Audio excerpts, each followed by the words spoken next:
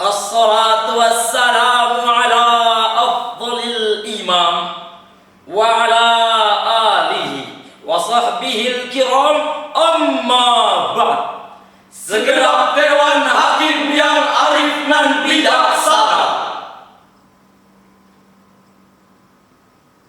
hadirin yang kami banggakan, sungguh indah si bunga mawar, harumnya sangatlah memikat. Hadirin, apa kabar? Apakah semuanya sehat? Alhamdulillah. Albert Einstein, sang ilmuwan terbesar abad ke-20, mengatakan, "Science without religion is blind, religion without science is lame." ilmu tanpa agama buta, agama tanpa ilmu runtuh. Dari ungkapan tersebut, hadirin, dapat kita pahami bahwa pendidikan yang ideal tidak hanya berorientasi pada kecerdasan intelektual saja, tetapi juga harus ditunjang oleh kecerdasan mental spiritual yang mumpuni. Demikianlah pernyataan Thomas Lincoln. Lalu, bagaimana jika hal ini sebaliknya, hadirin? Jika suatu bangsa berilmu tinggi tetapi tidak memiliki karakter terpuji, tentu bangsa ini akan mati. Jika negara ini dipenuhi oleh generasi muda yang berwawasan luas, Fisiknya tangkas, otaknya cerdas, tetapi tidak waras, hatinya culas, jiwanya buas, pergaulannya bebas, tentu bangsa kita akan tertindas tergila. Bahkan cita-cita luhur bangsa kita akan kandas. Na'udzubillah tsumma na'udzubillah.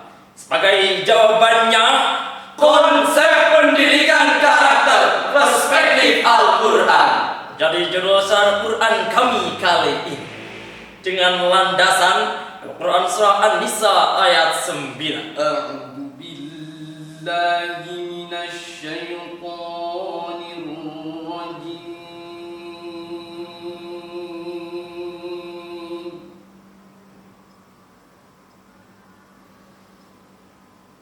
Bismillahirrahmanirrahim.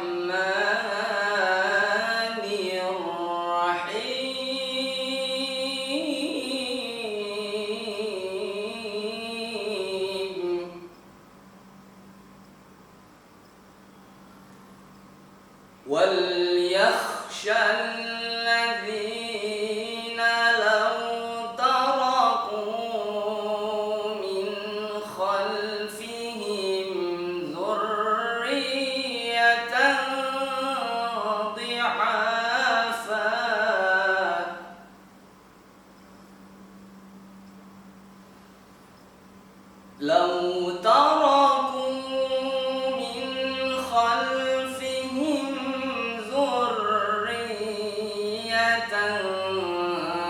ضِعَافًا خَافُوا عَلَيْهِمْ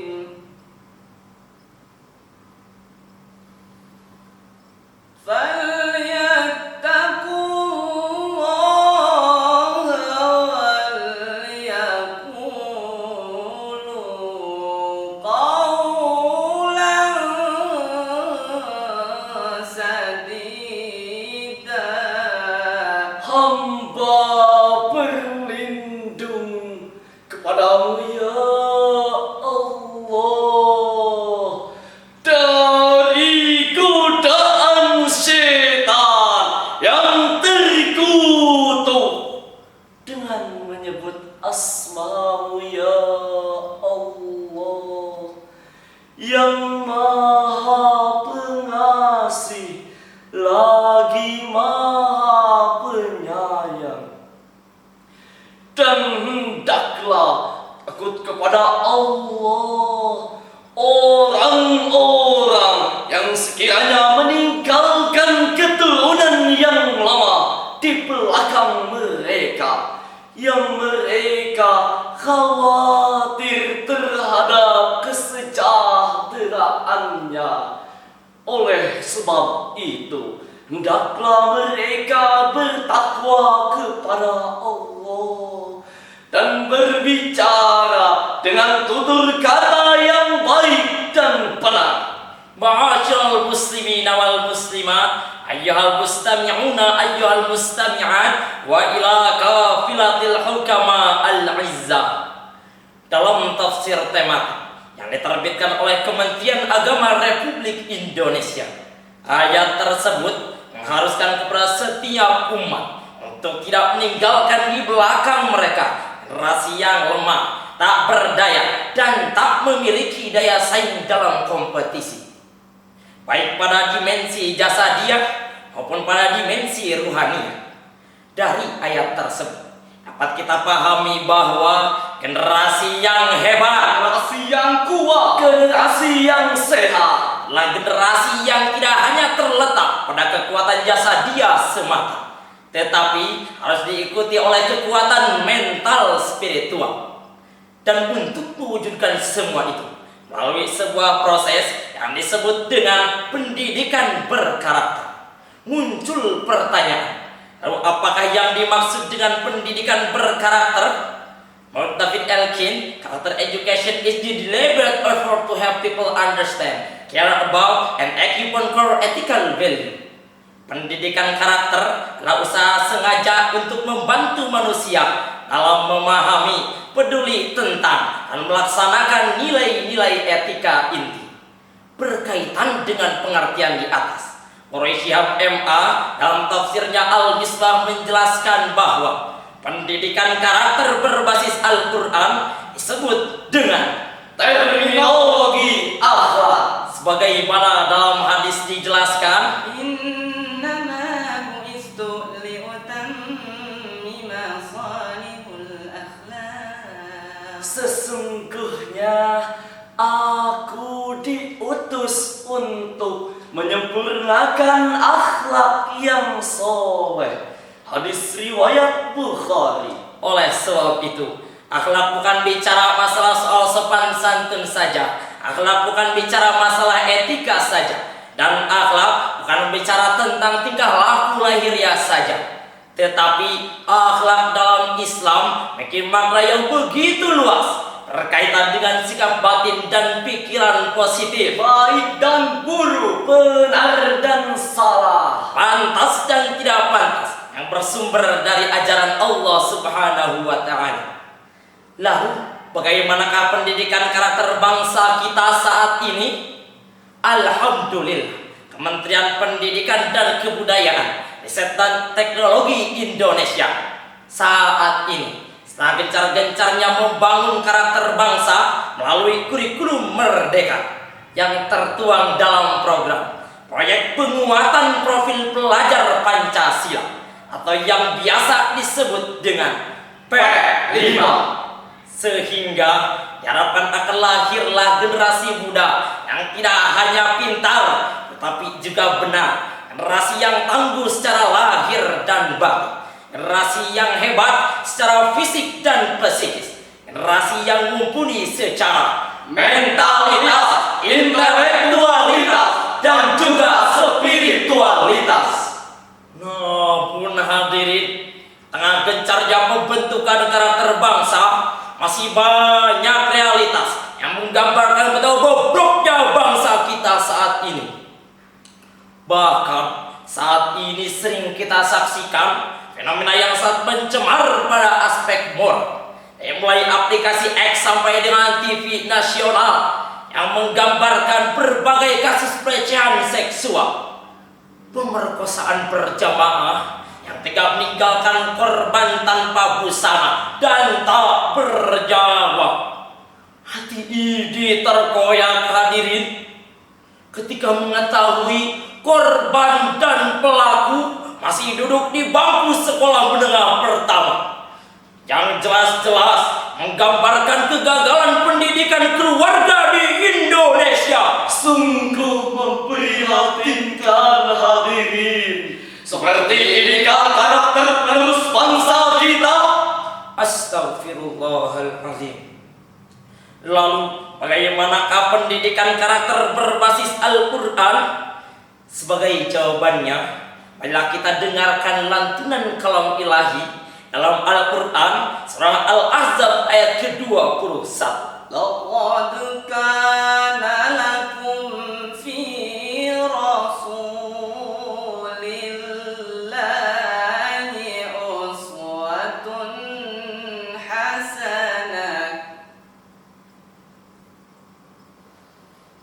أسوة حسنة لمن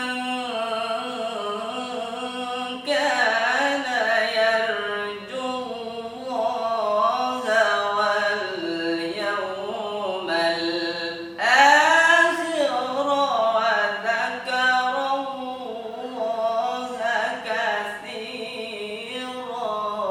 Sungguh telah ada pada diri Rasulullah itu suri tauladan yang baik bagimu, yaitu bagi orang yang mengharap rahmat Allah dan takut akan kedatangan hari kiamat, dan mereka banyak mengingat Allah.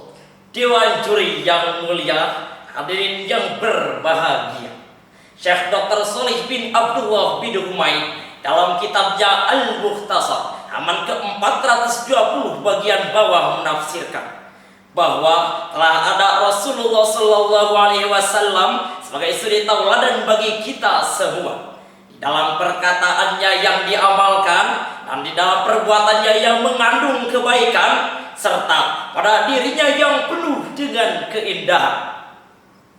Dari ayat tersebut dapat kita pahami bahwa untuk membangun generasi yang berakhlakul karim, yaitu kita harus berbuat baik terhadap Allah, Akhlak terhadap sesama manusia maupun akhlak terhadap alam semesta, dan Rasulullah Shallallahu Alaihi Wasallam sebagai role model dalam pembentukan karakter.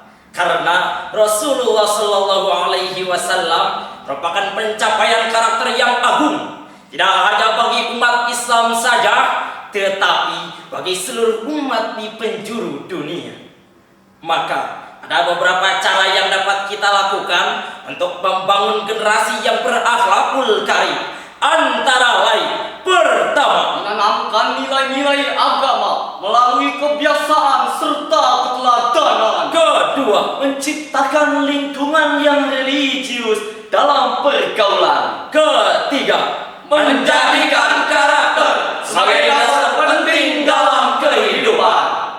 Inilah yang diharapkan oleh pemerintah, sehingga diharapkan masyarakat akan rajin beribadah secara lillah, Hatinya akan gemar bersedekah, bisa mengendalikan nafsu amarah, yang berlandaskan ilmu amalia, amal ilmiah, serta akhlakul karimah. Ketika ia seorang pejabat, ia akan amanah dan bermartabat. Jika ia seorang pedagang, dia akan jujur dalam menimbang. Jika dia seorang politisi, dia tidak akan korupsi. Maka akan terciptalah Indonesia sebagai bangsa yang merdeka, bersahaja, berkuasa dan sejahtera. Hadirin yang kami hormati, bagi kita yang telah melaksanakan cara-cara tersebut, maka kita telah melaksanakan amalan soleh. Sebagai balasannya, Allah telah menjanjikan pahala yang berlimpah, sebagaimana yang telah tertulis indah di dalam Al-Quran surah Al-Ma'idah ayat 9. Wa'adallahu alladhina amanu wa 'amilus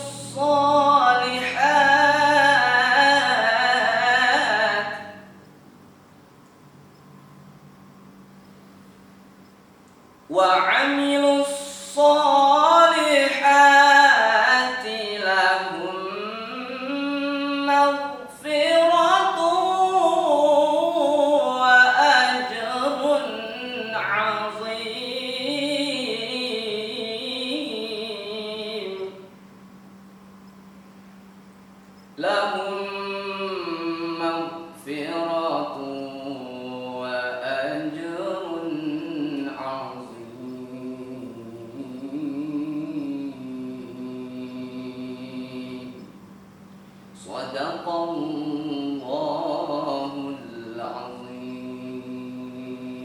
Allah telah menjanjikan kepada orang-orang yang beriman dan berbuat kebajikan, bagi mereka ampunan dan pahala yang berlimpah ruah. Maha benar Allah atas segala firman-Nya. Dengan berakhirnya lantunan kalam tersebut, maka dapat kita simpulkan bahwa untuk membangun generasi yang berakhlakul karim, kita kembalikan kepada ajaran Al-Quran sebagai sumber nilai etika inti dan moral, yang di dalamnya banyak mengandung gambaran dan keteladanan. Sebelum kami akhiri, marilah kita dengarkan lantunan syair berikut ini. Wahai generasi penerus bangsa, Marilah perbaiki akhlak kita dengan kecerdasan dan keikhlasan, dan keimanan dan ketakwaan. Bangkitkan semangat dalam jiwamu. Apakah hadirin semua setuju? Siap hadirin? Ayo kita bangkitkan generasi penerus bangsa. saya tak merdu melantunkan ayat, Saya tak pandai merangkai kata menjadi kalimat. Dan saya tak mahir berpuitisi seperti pujangga yang hebat. Namun semoga yang kami sampaikan dapat bermanfaat. Hasbunallahu